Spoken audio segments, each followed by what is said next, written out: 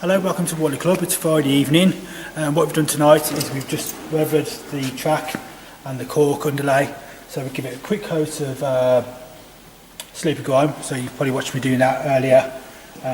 So we give it a coat of sleepy grime. The idea is when we do the point rodding and we had all the chairs, and we ballast, if you miss any of the bits of cork off, you'll see sleepy grime rather than seeing the bare cork.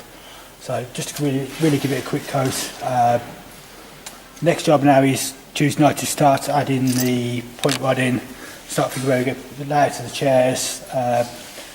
I'll show you a picture of the signal box. So in next week's video, we'll start to see a bit more advance in the modelling. But that's it for now. We'll see you next week.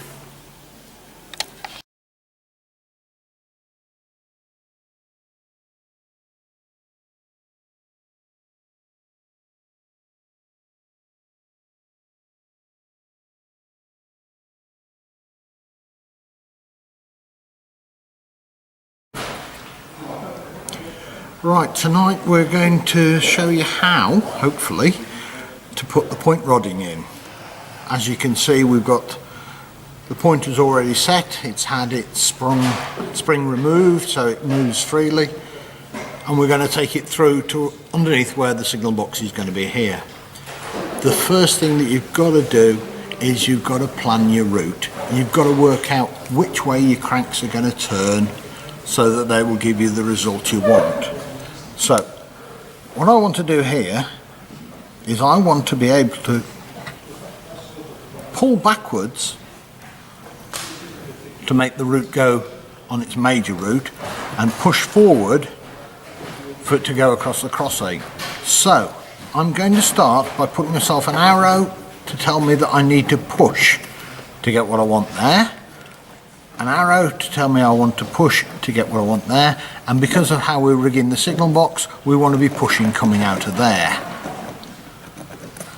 That gives us our rod movement, and from that we can work out which way the cranks need to go. Now, if I just put a couple of cranks down on here so you can see them,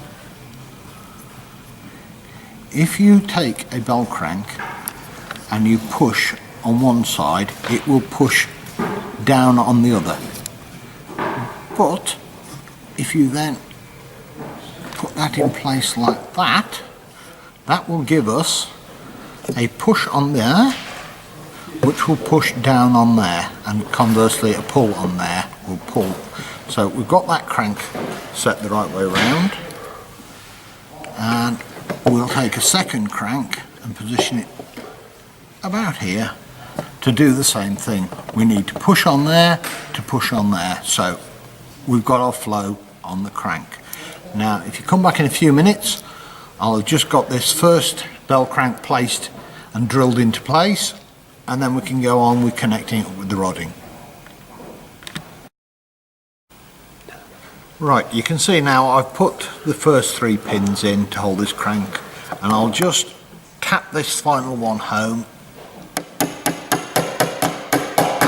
so we've got the crank securely fixed. Just to reiterate what we said before, if I just set it right, if we now push on that crank, the other arm of the crank will push the rod, and conversely if we pull on the crank, it'll pull back on there. So we can now connect the crank up to the point.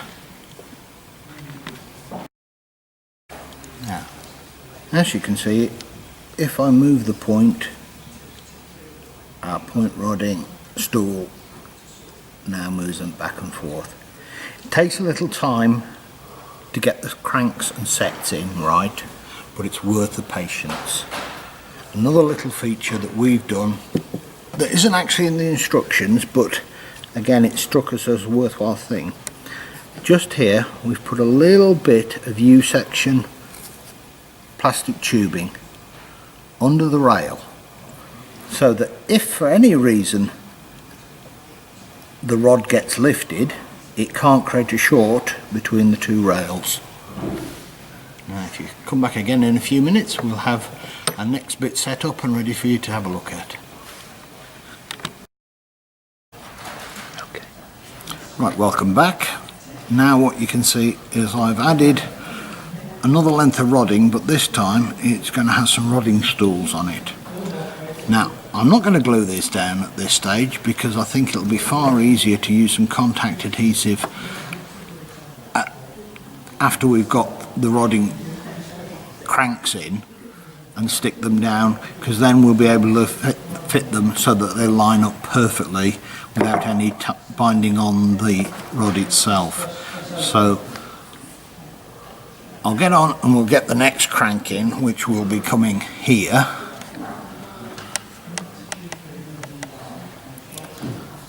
And when we've got that in, we'll come back to you and we should be able to show you it working. Right, we're going to call it quits for tonight, but we're just going to give you a few little pointers and tips that we've found useful as we've been going along. First and foremost, a pin drill. You can't drill the small holes that you need to sit the pins in accurately without one. I'd also invest in a nail punch which has got a slight dip in the front, so that when you put it over the top of the pin, it locates itself in for when you're pressing down. And last but by no means least, a good steel rule so that you can line things up accurately, because that is the name of the game here. It's accuracy, accuracy all the way. When you come back next time, we'll have had the bell crank soldered up and we'll have stuck the rodding down to the rollers.